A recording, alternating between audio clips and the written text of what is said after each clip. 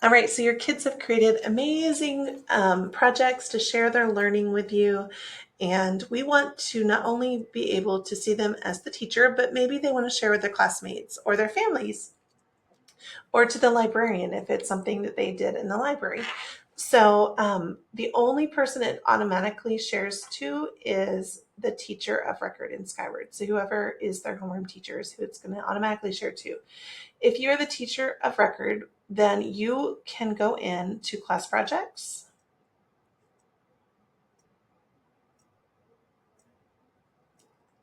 And you can see I don't have any classes because I'm not connected to any kiddos. But you would have a class there with all of them in it. And when you open it, you'll see folders for each student. And you can open up their folder and anything that they've created is there. It's automatically shared with you. It's beautiful. It's a little cumbersome. So the way that I would go about it, and this is how I would also share for librarians, is to create a board. So if it's a student, they're going to see shared with me, and that board would be there for them, or they can put in a code. So I'm going to click a new board.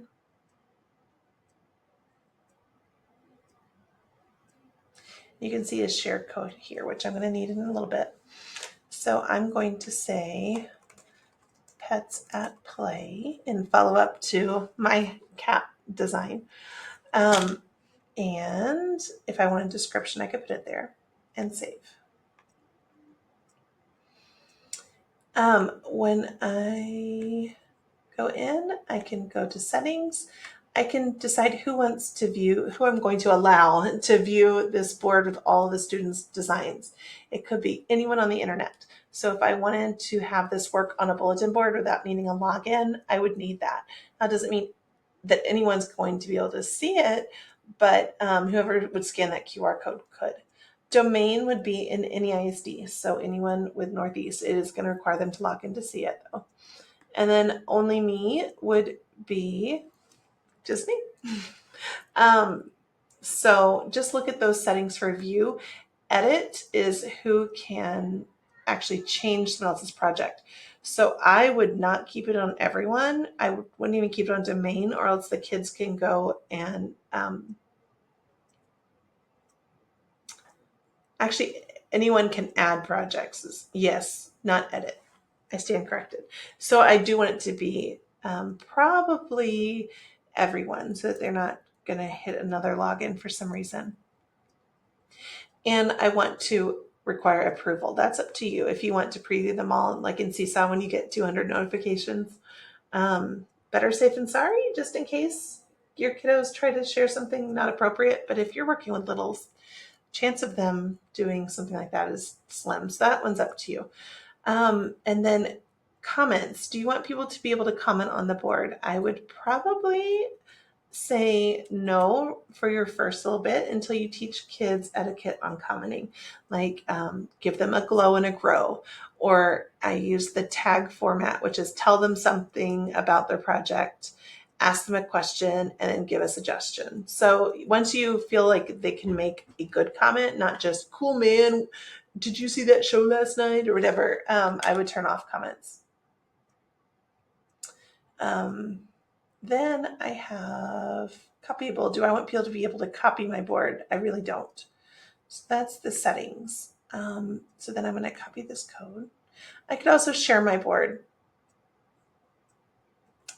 I could share it with my students. So if you're a classroom teacher, this is where you would want to do that, because then your classes will be there. You'll share it with them and they can add their project to your board. Otherwise, you have to go to each student's folder and open up and find that project. So this would be a good way to get all their work in one spot. If you are a librarian though, you're going to need to rely on the share code, which I've copied. So let's go back to my design now. And this time, let's pretend that I'm a student. So I'm going to go to projects, and yes, I do like cats.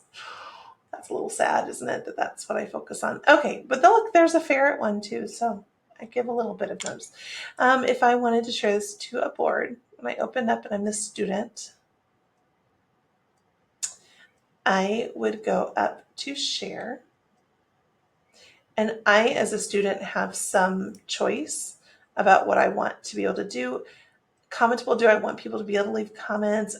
I don't think you're going to go through a lot of these with your students because they're probably little.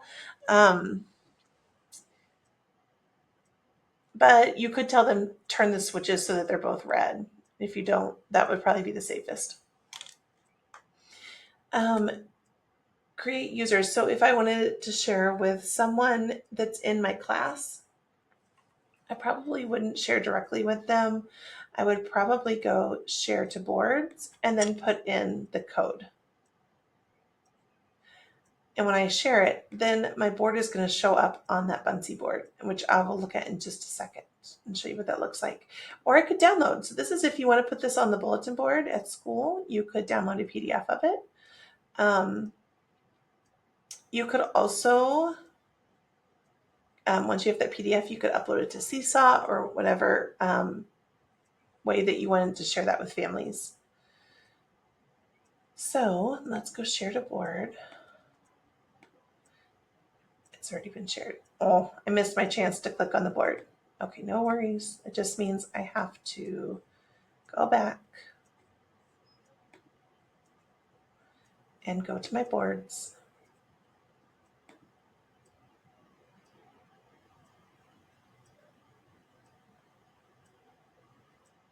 And here's where I could give a thumbs up if I like it. I think it automatically posted it. Oh, what cute little emojis. Did you see those? Again, I can turn that feature off, but I think it added it because it's mine. And so I'm a teacher. I don't have to approve my own post. But if it was students, but they would all pop up there and you can see which student added them. So pretty cool. Then you can get all the kiddos' work that way. If I'm a librarian with multiple classes, I would probably do a board for each class just to keep things organized. So I could put Mrs. Johnson's class or whatever. Okay, that's about it for sharing. I hope that answers any questions you might have. Amazing opportunities in what is this? Oh, it's 5 o'clock now. My brain is gone. PebbleGo Create. That's it. There's amazing tools built in. It's a lot of options, but that gives your kids more room to be creative. So I hope you learned a lot. There is a project coming up in the next section, and that is to use PebbleGo Create with students in your class. And then share a link to students' projects with me. So or just a student's project. So if I were doing something, there's also an opportunity you can share a template or a resource you used. So if I were going to do this, and this was the template that I gave to my students, you can share this with me by just going up to share and then share with create users, other create users, and you could put in my email address or you could download it and then upload your PDF into Google Classroom. If you want to share any template or put in a link to a PebbleGo article you used, whatever you want to share as far as what you used to build your lesson. Then the other thing that I'm asking you to do is share a student example. So if this was a student example and I wanted to share it, I would go up to share. Anyone with a link. And I would just get this link. I think that's right. Let's see.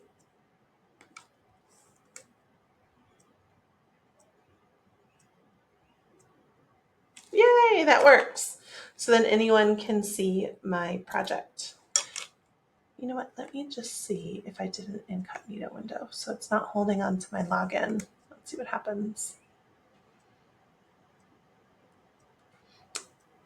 That works. You probably can't see it because I don't think that my screen recorder will get it when I'm in an incognito, but it's showing up beautifully. It just doesn't have the edit button. It gives me a sign up now button and a share button where I could embed it or a link that I could post in Seesaw or whatever I wanted to do. So that is awesome. That worked. that's how you'll share your two different links with me. And actually, let me just pull this up so you can see what it looks like. I don't think it needs any explanation, but here is the slide that you're going to be sharing with me in order to get credit for this class. You're going to put in what grade level you worked with on this, content area, math, science, whatever it was, the TEKS that your students were studying, and then a link. That's the template or any PebbleGo resources that you use. So if you put the book about what the cats are doing, you could put a link to that book. And then a sample student project. Make sure that you check the access settings so anyone can view it, so it's not going to give me password error. Just paste the links in. Excuse me. As you're developing your lesson, I have linked some of the instructional planning guide units. So if you want to take a peek in an upcoming unit and see what those goals are, or something that your students are going to struggle with, maybe it's author's purpose, and you want to create a board around that, you can get more information about the instructional planning guide in that content area. That's just there for your information. But these are the boxes you need to fill in for credit. And then you'll fill out a Google form reflecting on your learning in this course, and you'll receive your 3 hours credit. Hope it's been worthwhile and enjoyable for you.